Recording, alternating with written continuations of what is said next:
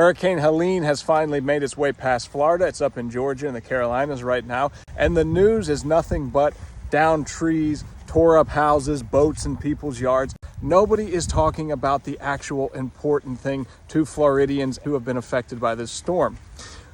You know, there's 135,000 unpaid claims from Hurricane Ian. 135,000 people didn't get paid out.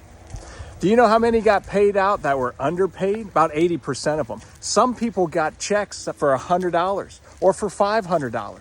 In fact, some insurance companies were saying, well, this is flood damage. You bought a homeowner's insurance policy. And then flood policies were saying, well, that looks kind of like rain and wind took that off, not rising waters from floods. And what about floods caused by the municipality ignoring to clean out culverts? How come that's never addressed? Do you really think that's going to drain with all that dirt in there?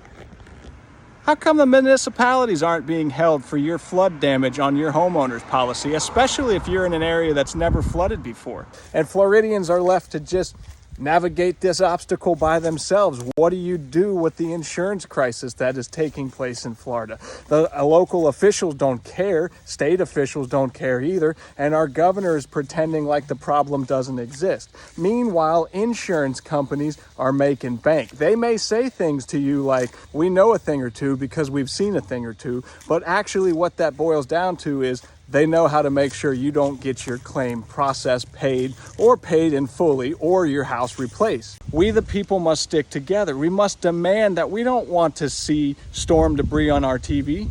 Go out there and interview local officials, state officials, to ask them, what are you going to do about the insurance crisis? How can you help us?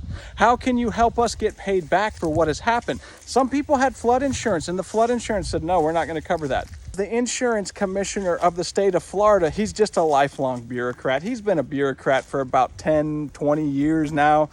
He's not going to help you. I wish the governor would remove the insurance commissioner and put somebody in there that cared about us. Because what I can tell you right now, State Farm paid so much money to have their name put on a football stadium, they wouldn't even let loose how much they paid. They're tight-lipped about how much they paid to have their name put on a football stadium. Progressive paid about $58 million. Nationwide paid about $28 million.